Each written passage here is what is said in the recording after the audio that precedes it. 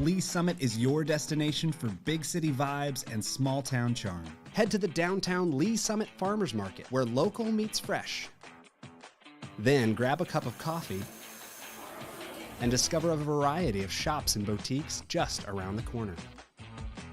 Continue the fun in downtown Lee Summit at a retro arcade bar.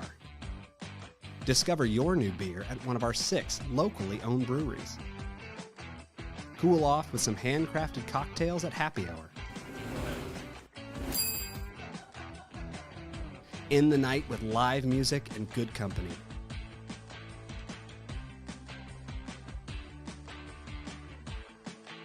Lee Summit, Missouri. Hello, Lee Summit. Here's your flash briefing for the week of March 25th. City Council will meet for regular session Tuesday night at 6 in Council Chambers in City Hall. If you can't watch, quickly catch up on City Council meetings by subscribing to the Council Debrief newsletter, which breaks down 3 to 4 key agenda items. Subscribe at cityofls.net. Ready to kickstart your career? Attend the city's career fair and expo March 27th from 2 to 6 p.m. at the Gamer Community Center. Whether you're a seasoned professional or just starting out, there's a perfect fit waiting for you at the City of Lee Summit. Learn about job opportunities that meet your skills and interests, ask questions, and even apply on the spot. View career opportunities at lspeople.net. The public is invited to the open house of Fire Station number 4 on April 4th at 11 a.m. at 5031 Northwest Lakewood Way. Receive a behind-the-scenes look at the new facility, hear from Mayor Baird and Chief Snyder, and witness the unique hose uncoupling ceremony. Light refreshments will be offered. And this weekend is sure to be a hopping good time. Grab the family and attend the downtown Bunny Hop with the Easter Bunny. Children can have their photo taken after the parade with the Easter Bunny, and downtown businesses will also be participating by handing out candy. Learn more at downtownls.org. Thanks for listening and have a great week.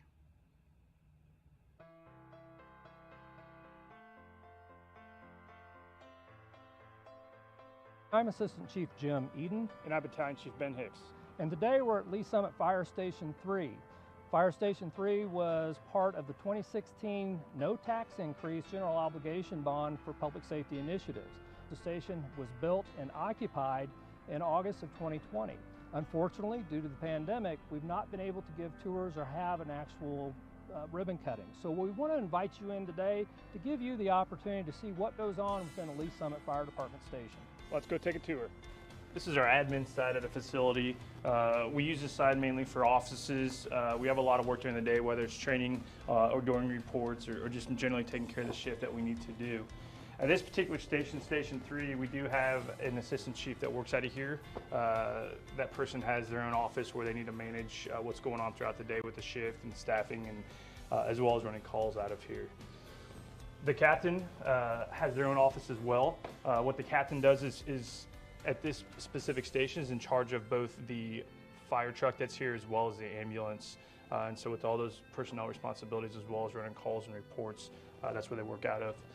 And generally for the rest of the crew, which is somewhere around 5 to 6 individuals, we have rooms to write reports, and we have additional training rooms and other rooms where people can work.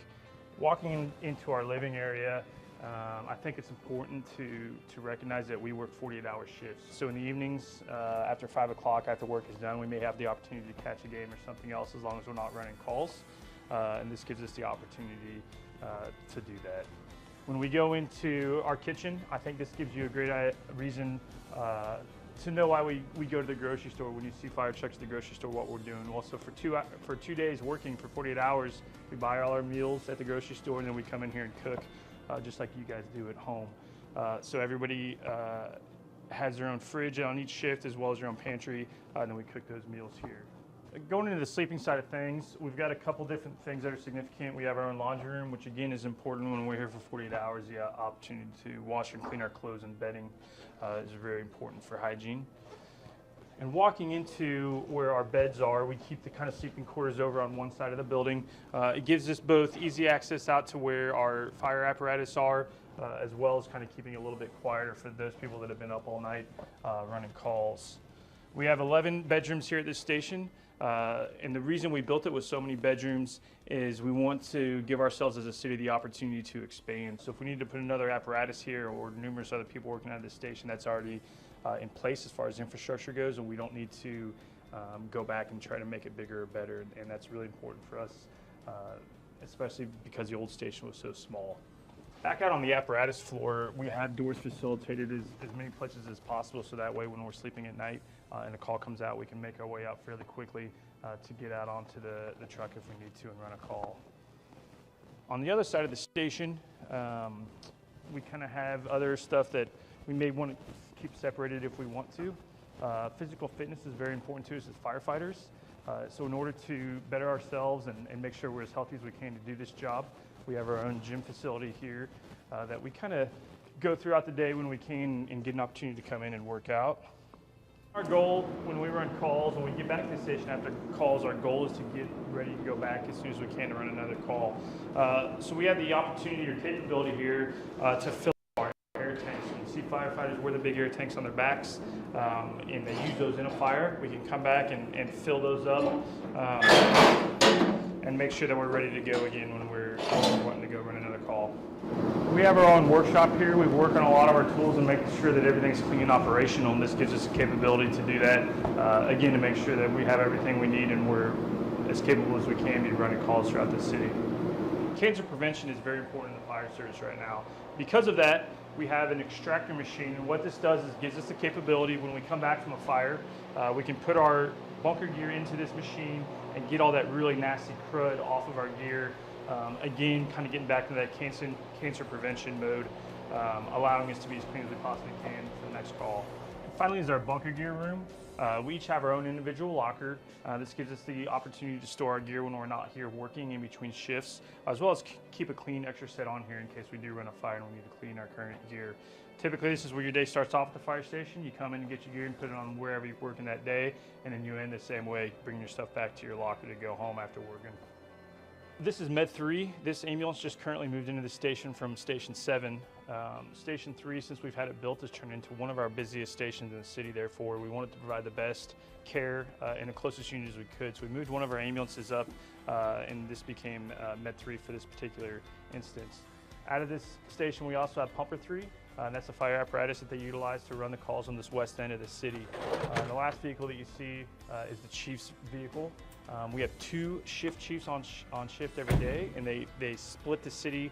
And this chief running out of this station typically covers the west and south area of the city, while our chief of Station 2 covers kind of that northeast section of our city, and they divide it up evenly. Thank you for going on a tour with us today. If you have any other questions about the Lee's Summit Fire Department, please go to our webpage at lsfire.net or follow us on Facebook at Lee's Summit Fire Department. Thanks for joining us on the tour.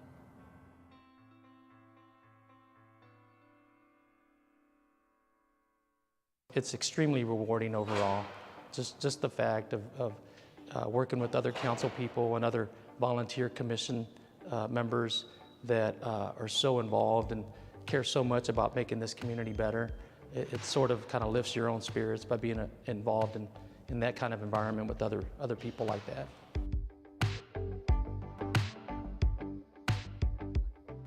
For many years, I was a typical resident, raising a family, going to work, in many cases leaving the city for employment, and went through a leadership class through the chamber. Learned a lot about our city and learned about all the great amenities and resources we have, and was asked if I was interested in volunteering on a commission. I said yes, and kind of the rest is history. I've just completed my 3rd year on City Council, and so looking forward to finishing strong with this first term, and look forward to continuing to serve this community. My thing is that there's so many talented people in this community that believe in so many different initiatives. And for me, one of the big reasons why I decided to run was that as a residential taxpayer, I felt that we can always increase the business tax base of our community. And that's kind of been a big part of my involvement on City Council, is to encourage and promote and make it easier for development to occur, commercial development to occur in our community, to increase that tax base and diversify that tax base. And so I think we've made significant strides the last few years.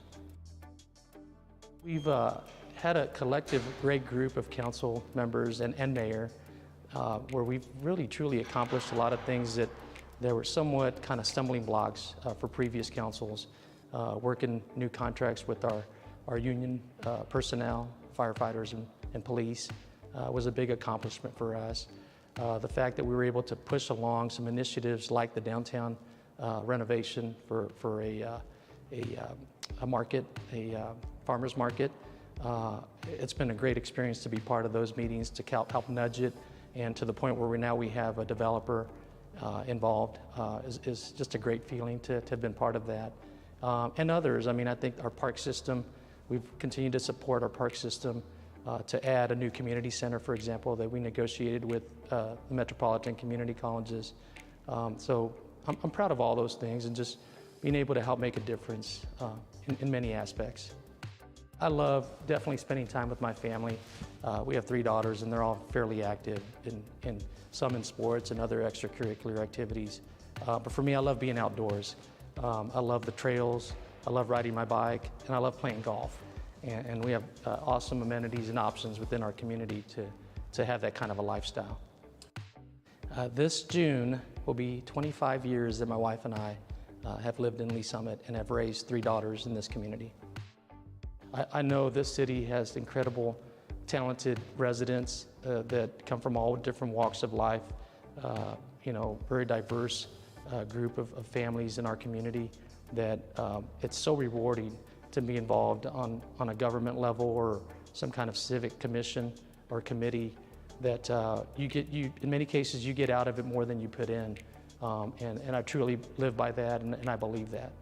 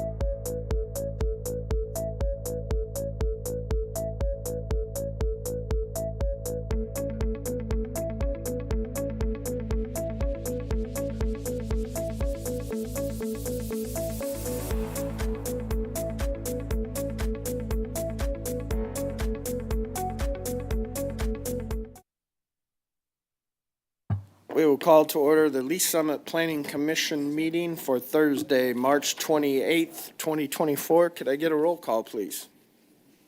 Mark Kitchens. Cinda Rader. Present. Jake Lovelace. Present. Dana Arth. Present. Donnie Funk. Present. Terry Trafton. Present. Tanya Jonna Ford. Chip Tuzinski. Present. Randy Benbrook. Thank you. I know no changes to the agenda, so I would look for a motion to approve the agenda as published. Mr. Chair, I move that we approve the agenda. A motion, do I have a second? Second. Motion and a second. Could I get a vote on approval of the agenda, please? Cinda Rader. Yes. Jake Lovelace. Yes. Dana Arth. Yes. Donnie Funk. Yes. Terry Trafton. Yes. Chip Tuzinski. Yes. Thank you. And the agenda has been approved. We have a section for public comments. Nobody is here. They wanted to watch the Kansas City Royals. So we will move on to our consent and the St. Louis Cardinals. Sorry, Chip. Nobody wants to watch them. You heard that, Amy? Yes. Nobody wants to watch them. I forgot. Yes, Amy is a Cardinals fan.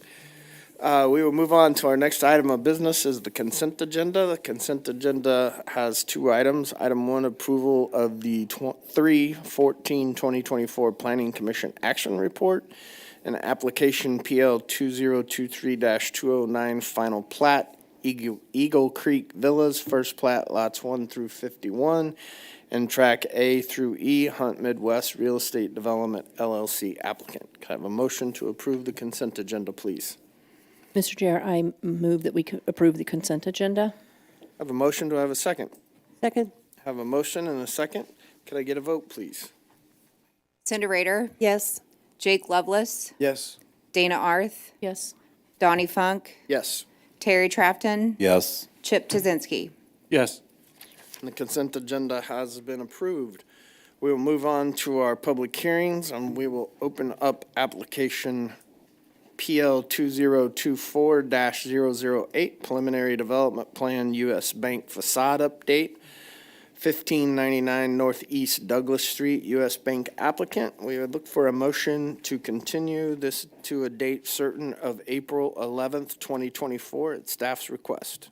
Mr. Chair, Yes, sir. I would move that we move application PL 2024-008 Preliminary Development Plan, U.S. Bank Facade Update, 1599 Northeast Douglas Street, U.S. Bank applicant, to be continued to a date certain of April 11th, 2024 at staff's request. I have a motion. Do I have a second? Second. I have a motion and a second. Could I get a vote, please? Cinda Rader. Yes. Jake Lovelace. Yes. Dana Arth. Yes. Donnie Funk. Yes. Terry Trafton. Yes. Chip Tuzinski. Yes. Thank you, and this application has been continued to a date certain of April 11th, 2024. We will move on to our next item, and we will open up continued application PL 2024-036, Unified Development Ordinance Amendment, updates from residential lot development standards to Article 4 zoning districts, Article 6 use standards, Section 6.020, 6.030, 6.040, Article 7 subdivisions, and Article 15 definitions, City of Lee's Summit applicant. Anyone wishing to provide testimony on speak on behalf of this application, please stand and be sworn in at this time.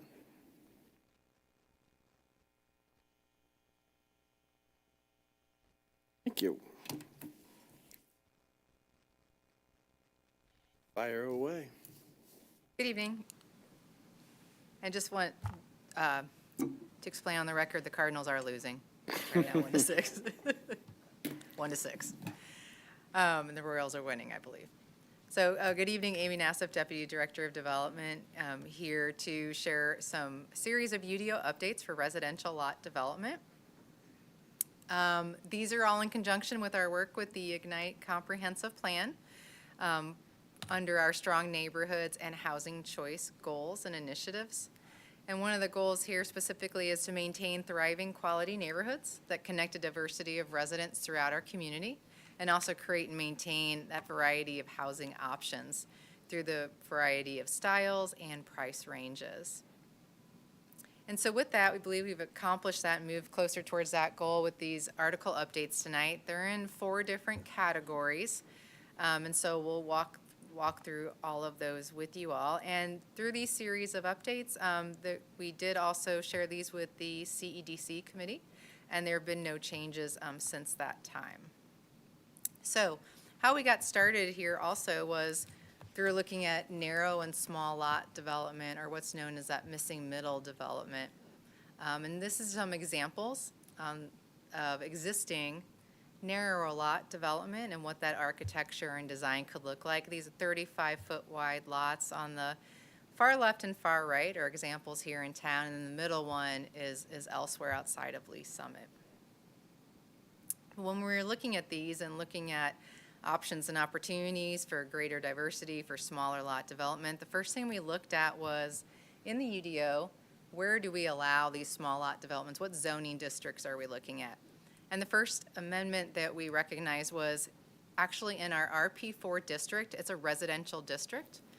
It allows all different types of it allows all different types of residential homes and dwellings except for single family. So we wanted to add that back into the UDO as an option for developers. And also at the very bottom here, you can see the 0 lot line development. That's simply a structure that shares a lot line on the side wall or side property line. It's built right up to that property line. We allow that type of development again in most all of our residential districts except for our R4 district, which is our highest density district. So why not have and allow single family development in those as well? And so with that then, when we open up and allow the smaller lots and the single-family development in the R4, we need to look at our other tables to see, well, what's the lot size and do we have the density and everything laid out there for it as well. So this is a chart showing all of our districts that allow residential, and everything in black is text that already exists in our code. So if you notice here, if you look down at the RP4 category, we already had a lot size established in our code of 3,500 square feet and a density of 12 dwelling units per acre. Both work really well for single family development, but what we didn't have was a minimum lot width. So that's what we needed to add, and so we're recommending that 35-foot lot width if a single family home's to be built in the RP4 district. And we got there from looking at what our smallest minimum lot width, is currently in our code, as well as some of our neighboring communities and also just additional research and such. And we came up with that 35-foot width. And again, that's also a width that we have approved in other developments in town successfully that have been built. So then moving over to Article 7 for a minute, we also needed to take a look at other ramifications or things that we need to clean up in addition when we're adding the single-family homes to our districts. And so we do have this provision in our subdivision standards right now that starts off with that each lot in a subdivision shall have a minimum of 50 feet. Well, we know if we're reducing that and are going to allow some flexibility there, we just needed to add this clause into the code just to capture that. And feel free to stop me anytime, with any questions. And again, this is just a comparison of what other surrounding municipalities have for density for their single-family lots and what we would have as well. So pretty comparable. So then move into another table in our code that exists right now. We have this table called minimum lot size table, and this includes all of our zoning districts, and so tonight we'll just focus on the residential ones. So it's all of our residential zoning districts, and it explains and shows what the density requirements are, lot size, and lot widths. But there are some just cleanup items we needed to take care of in here. For instance, in the RP1, if you see there under density, it says 6 acres with bonuses. That was an old option that existed about 10 years or so ago for density bonuses, which we just don't have in our code anymore. But it was just remnant left over in this table in the back of the code, so we just needed to clean that up. And then also on the far right, we needed to remove some of the language talking about the clusters, just because there was a more condensed way to say that. And also the clusters is a option of development which can vary either lot size or lot width. So we're just cleaning it up and adding an asterisk so the table is just easier to read. And we'll talk a little bit more about the requirements for cluster developments in a few minutes. But that same language exists in the RP2 and RP3 also. So this is just a snapshot of just showing overall, just the redlining and just the cleaning up of the table is really what it is. And then for the RP4, since we just talked about that we're adding the single-family development into the RP4 district, we just needed to note that here in this table as well for RP4. Now under density, you will notice there's some language about multifamily, also under the lot sizes. I'm going to explain that a little bit farther in this presentation. But just for now, we had added in the single family to this table with everything else. So, and just moving on down the road here, so let's talk a little bit about multifamily and open space requirements. Right now, we do not have an open space requirement for multifamily development. What we do instead to talk about the size of the buildings and the massing and scale of the buildings on a site is we have in our code FAR, or floor area ratio, for that. It's really hard to calculate for multifamily. Most all of our developments actually end up being calculated a different way. So we are proposing for a more appropriate way of measuring this is to include an open space requirement. And so right now our planned residential districts require 10% minimum open space, which isn't a lot. And this is what just comparing with some neighboring municipalities in the area, where KCMO and Olathe have up to 30%, Overland Park, Blue Springs at 15%. And that doesn't include any tree preservation requirements of those cities as well.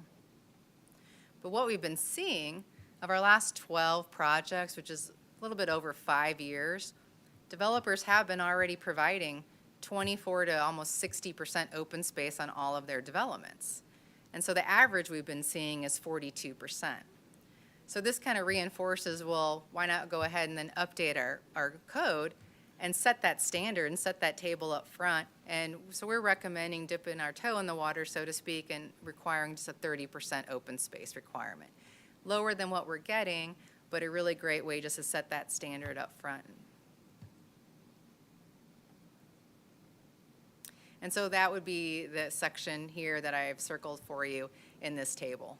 So instead of calculating lot size by the floor area ratio for such a building, it would be, we're just requiring that 30% open space because that helps control that size.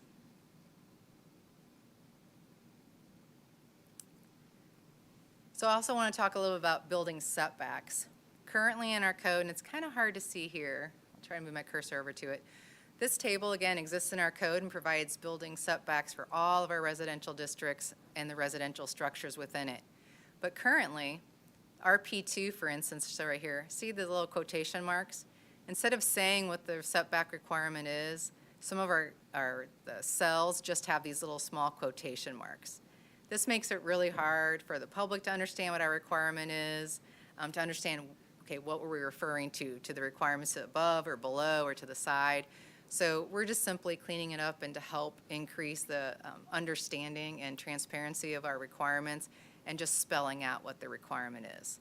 So this quotation mark here, for instance, for the RP2, it's referring to 20-foot building and 25-foot garage setbacks, so we're just writing it out to help make the table easier to read for people. But the actual requirements themselves, we're not changing here. The only where we did change is we did need to add in a 5-foot setback for our single family and 2-family units in our RP4 because they do have a setback requirement. This is the same setback in the other districts, and it just didn't exist in this table. So I'm going to talk and moving along here a little bit about density, and specifically density for, well, first, talk about in all of our zoning districts. This is a housekeeping section of items for tonight. No changes to the requirement under this part that I'm going to talk about here, but all of our residential districts have this first clause that says density, lot size, and lot width. If you'd like that information, go see table 6.2. But then for some reason at the very bottom it all says, oh, density is 1 unit per acre, or whatever the requirement is. So just to clean this up, instead of having density listed twice, we're just taking it out of this bottom because it is already identified in that table, just like all the other requirements are. That also helps clean up, so if we ever change anything, you don't have it in 2 different areas of the code. And this, again, exists in every single one of our districts, so that's just what that series of cleanups is all about. Now, multifamily is a little bit different, and we are recommending increasing our density for multifamily development. So first, again, we want to show you exactly what we're looking at. Lee Summit right now, our maximum density we allow for multifamily, which again is 5 units or more, is 12 dwelling units per acre. That's not very much at all. And you can see what our neighboring municipalities and neighbors have, which is more in line. Now, also, we again look back at our last 5 years and trends and things of what we're doing. The approved densities that the Planning Commission and City Council have approved on multifamily projects all range from 11 to 35 dwelling units per acre, with an average of 22. We've only had one project ever come before you that met that 12 dwelling units per acre. It just doesn't exist. So kind of like exactly what we've been talking about lately, say with the use of metal paneling, or when we had to update the code, when we required the fencing in between landscaping and the trees. Everybody was asking for a variance or modification, so that's a time to change our code.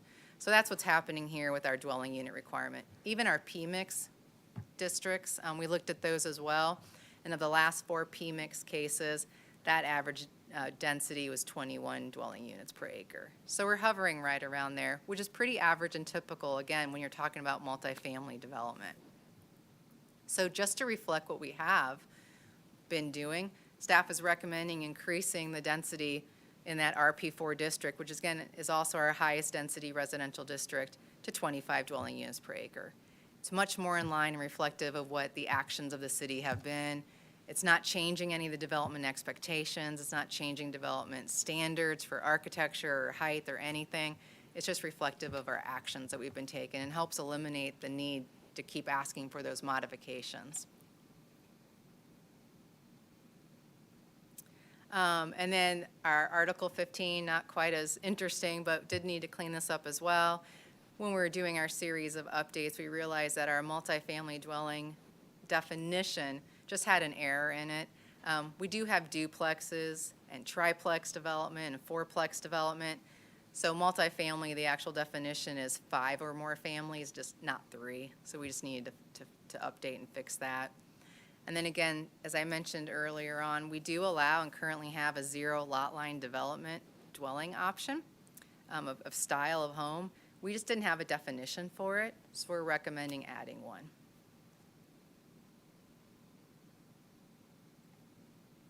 And then lastly, we have some cluster development work that we wanted to do. So this is just a great picture. It's an older picture, but works really well. Has the cluster development option, and you can see the differences there with the traditional, with the same number of units. And really, the whole idea behind cluster development is focusing that balance of residential growth with preservation of open space, preservation of natural topography, of trees, minimizing grading, minimizing that land disturbance. That's why it's also known as conservation or open space neighborhoods. And we do currently allow this option in our code. We don't see a lot of it coming in the door, but it's already allowed in our RP1, 2, and 3 districts. And as you can see right here, it says at the bottom that if you'd like to see what our requirements are for that cluster development option, see Article 8, Division 1. Unfortunately, we do not have these items identified in Article 8, Division 1. So we need to add those in. So what we did, again, is go back and do that research to see, okay, what are we trying to achieve? What are those requirements that we want to see? And again, these are just a list of cities nearby and a little bit farther away that do have a cluster or conservation zoning options. And just as the definition references before, the focus is on minimizing grading, minimizing land disturbance, preserving those trees. So we use that along with some additional research and APA best practices to come up with just a very small series, but very specific, of requirements that you need to meet if anyone would like to come in and use this option. And so just establishing that minimum 5 acres or more in size, requiring a 30% open space, similar to the multifamily we just did, but so this would be a requirement for any type of residential units, regardless of style, if you chose this cluster option. And then also specify the existing natural features such as wooded areas and tree groves and streams need to be protected, and also include pedestrian connectivity. It's a little bit more purposeful with connecting trails. It's things we're already seeing a little bit, but this just solidifies it and helps to create and establish what that design look would be if anyone ever wants to come in and choose this option. So again, it's not required somebody do this, it's just if they would like to. And the benefits for doing so is the cluster option allows you to decrease your lot size and increase your lot width as well, if you'd like to do so. Just another style of development to do to get the number of units you're trying to get, but just more compact, smaller and closer together. But again, not a requirement. But we just need to establish what the requirements would be if someone wanted to ever come in and ask, hey, we want to try this option out, but what is your expectation if we do? So that's basically all of it in a nutshell. It was this, after a series of research and drafting, began the conversations with CEDC last year, and then coming before you this evening, and then we'll be advancing on May 7th and May 14th City Council meetings. But we're happy to answer any questions you may have. Thank you. We don't have anyone from the public here, so we will move on to Commissioner Tuzinski. You have any questions? Yeah, a couple. Thank you, Sure. Mr. Chairman. New Longview, the more of the section on the western side of the subdivision than the east. What are those? I mean, do you know what those, are those 50-foot lots? Are those 40-foot? I'm just trying to get an idea of what the 35 looks like versus the 40 or 50. Sure. So actually, and I don't know which side of New Longview it is, but Pergola Park had that's the about newest one. 20 of their lots, 35 feet in width. And then Madison Park in that same area had about 18 out of the 72 lots were 35 feet in width. And actually, the photos are from, I believe, there on the left and the right. Okay. And then a few slides forward, when you go to the multifamily, the density discussion, and I think you were talking 22-ish, was that? 22 is what we were, Is what what you were we see on recommending? average. We were What do you- recommending 25. Moving forward, do you feel that that is enough, or are we still going to see requests for higher density, more? Is that, I guess what I'm trying to say is that number high enough for that for us? Yeah, that's a great question. The majority that we have been getting have been between 20 and 25, maybe 26. There's been some outliers that got all the way up to 30 and 35, but the majority, the bulk of them are in those 20s. So we're very comfortable with where that is right now. And also, with the development coming in, we can certainly, revisit again. And it still does allow people to ask for a further modification still, if they like, so we can continue to track that. But certainly, if you all want to increase it, we would not I be know that's opposed. one thing that I've seen on the board is if we're constantly getting, come in and ask for more and more, why do we have a certain standard the way it is and why isn't it raised? But if the rest of the commission is happy with the 22, I'm fine with the 22. Oh, we're recommending 25. I'm sorry, The 25. average, yes. Yeah, I'm sorry, if it's Just to get it 25 and the rest of the commission's fine with 25, and that's more in line of what we're actually seeing. All right, thank you. So I actually made a note. Do we have districts where additional density is allowed, like a downtown district, for instance, where you've got a 1 acre lot, but you want to potentially put on more units than that, obviously your unit count can get up there really quickly. That's where I think we've seen some of the highest unit counts, like the Grove. That project never happened, but I think they were at 40-plus units an acre that was approved on that deal at one time, and I'm sure over there it's much higher over at Elevate 114. So is that a consideration or something that we should potentially make in consideration? Because a lot of times on suburban stuff that's, that's kind of the outskirts of the city where happen, that's all walk-up product. And I think 25 is a very good number, and I think we could very reasonably put our foot down on that. But at any rate. That's a great question. The PMIX district does not have a density requirement. So that's one option. So if people come in for a mixed-use development, there's no maximum density, so they could still be asking for beyond that and more than that. And then the downtown district does not have one either, or does it, Shannon? I'll ask Planning Manager Shannon McGuire to come up and tell me. And notice she said planning manager. All right. Shannon McGuire. Good catch. Shannon McGuire, Planning Manager. So Elevate 114 is a good example. That's a different zoning district. That is in the CBD zoning district. Density is calculated differently in that type of district, so that density is actually calculated as FAR. If we were to calculate it as a unit per acre, that particular project is 75 units per acre.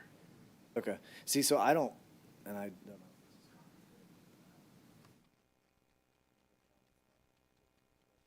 I think are we good for comments too, David, since this is a UDO? Yeah, I think the answer is yes, and it's really up to the chair's discretion if you want to go ahead and discuss now, too. Go through with it, yeah. I don't personally love the option of being able to move to PMIX as opposed to RP4 if it is RP4 that we're, if we're building apartments. I do like hearing that we have a CBD district. I think that that takes care of that because obviously it's in a specific location that we're allowing then greater density. So I think that's a great solution. Perfect. Grafton. Commissioner Arth? No questions. Commissioner Levels, go ahead. One other. Under what scenario would you use the cluster option versus RP4? That's a great question. So sometimes, so you may still want to use the cluster option if you are, if you have a unique site where topography is very difficult, if you're next to a lot of RP1 or RP2 zoning, perhaps, and you don't want to go all the way down to an RP4. Also, the cluster does not increase your density. It just lets you minimize your lot size and width. So again, to maybe be more compatible with the area, you might choose to stay with that RP1 and RP2 instead, because you're still going to be under that same density number. No, that does make sense to me because exactly, and then you'd have some restrictions on what they could put in there if they wanted to swap up the plan at a future date. So no, that makes sense. Thank you. Thank you. That was just like Was time up? being Time's being up. at the I'll sit Oscars, down. your time's up. Commissioner Rader. Okay. Thank you. We don't have anything else at this time. I know we kind of went through comments. Anything else, Commissioner Tuzinski, comment-wise? No, sir. Commissioner Grafton? No, hold on. Do you have any comments you would like to talk about in Longview or the rich folks? I'm supportive of these updates to the UDO. I appreciate, Amy, the detail orientation you have with this information. So, and your team, I'm sure it's you and your team, but thank you. Commissioner Arth? Comments? I just echo what Commissioner Trafton said. Thank you. Commissioner Lovelace? Well done. Commissioner Rader? Yes, I will be recusing myself from the vote on this application. Okay, thank you. No, thank you, Amy, and your team for putting this together and cleaning up those things. So at this time, I'll look at Mr. Trafton to provide us with a motion.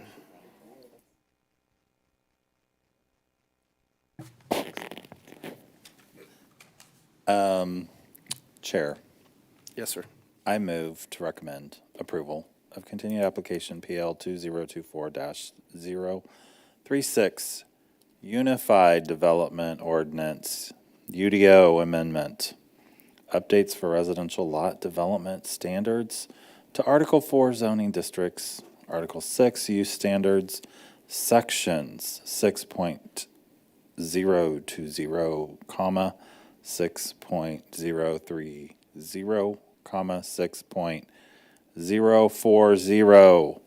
Article 7, subdivisions, and Article 15, definitions. City of Lee Summit is applicant. I have a motion. Do I have a second? Second. I have a motion and a second. Could I have a vote, please? Jake Lovelace, Yes. Dana Arth, Yes. Donnie Funk, Yes. Terry Trafton, Yes. Chip Tuzinski. Yes. The motion has been recommended for approval. When you were reading those numbers, I wanted to yell bingo, but that's okay. We will move on to our next and final public hearing, and we will open up application PL 2024-056, Comprehensive Plan Amendment, Future Land Use Map Update, City of Lee Summit applicant. Mr. McGuire, if you are going to provide testimony on this application, would you please be sworn in at this time?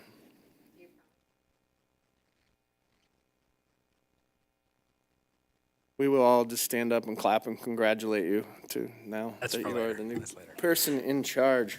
All right. Good evening, Commissioners. Shannon McGuire, Planning Manager. Please enter the record Exhibit A, list of exhibits 1 through 11. Exhibits 1 through 11 noted and entered into the record. All right. So the application before you does propose to amend that 2021 Ignite Comprehensive Plan land use map for 7 projects that have been previously approved by the Planning Commission and the City Council. As you can see, the aerial here kind of shows you where throughout the community that those projects are. The purpose of today's application is to align the adopted future land use map with the existing conditions that are currently out there now. So just quick overview of the projects. The Osage residential development and the Osage third plat previously or currently is residential 1, and the updated land use is going to be that residential 2 to match the current land use. Douglas Station Apartments is currently the industrial. It needs to be updated to that residential 3 to align with the approved plan. TriStar it is currently residential 1, and then it needs to be updated to that residential 3. 950 Northeast Pollard is currently commercial and will need to be updated to that industrial. Colton Crossing, residential development, currently is residential 1 and will need to be updated to that residential 2. And then finally, Cowboy Car Wash is that residential 3 updating to commercial.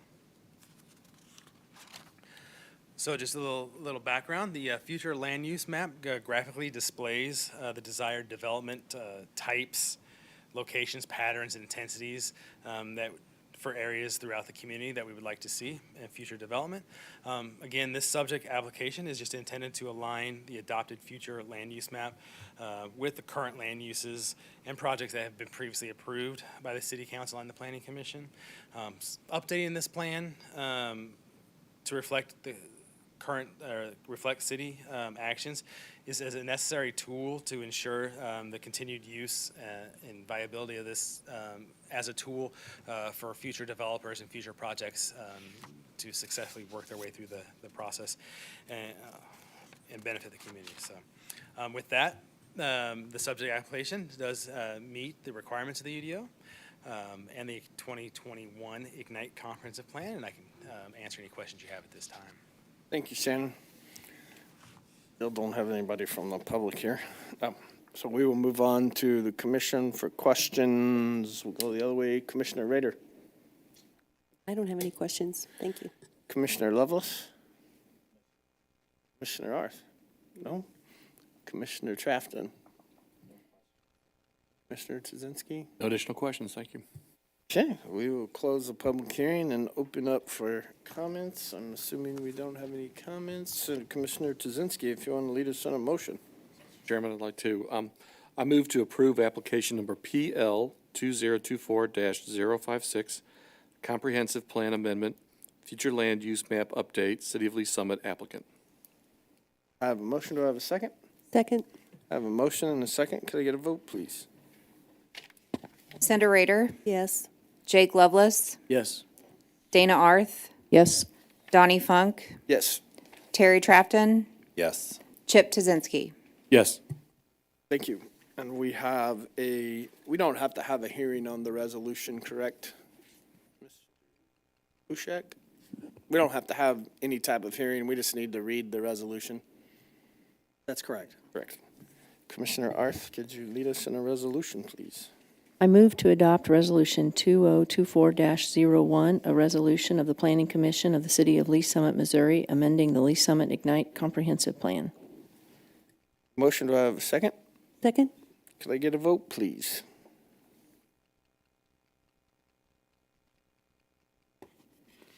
Cindy Rader, Yes.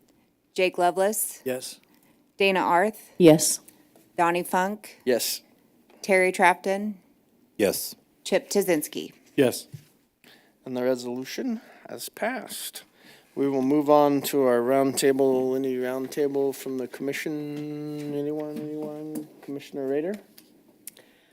Well, this is my last night here with the Planning Commission, and I just wanted to say it has been a pleasure to work with professional, smart, knowledgeable, and all-around awesome individuals on this Planning Commission, and I mean that with all my heart. We have an amazing Planning Commission, and I hope somebody out there in TV land is watching to know that they really are awesome. But anyway, it's been a great pleasure. Thank you. Thank you. Thank you for all those kind words. Were you including Commissioner Trafton in that? I guess. Anything from staff roundtable wise? I have one thing. Well, I didn't know if they were, I didn't hear. Okay, well, so since Mr. Benbrook's not here, and you know, obviously, he's the one that normally picks on things around the city as far as maintenance items. I wanted to point out that the clock in the back of the chambers is not working, and I really would like to see that repaired. That's perfect. For Amy, I'm not going to put you on the spot, but an afternoon phone call that I received, could you put out an update on the Ovation project for some folks probably watching tonight's meeting that we don't have? I reiterated to them that as far as we know, they have not brought back their updates, correct? Yes, that is correct, and there's no date scheduled yet for public hearing. Okay, perfect. Anything else from the commission? We are adjourned, and the Cardinals lost.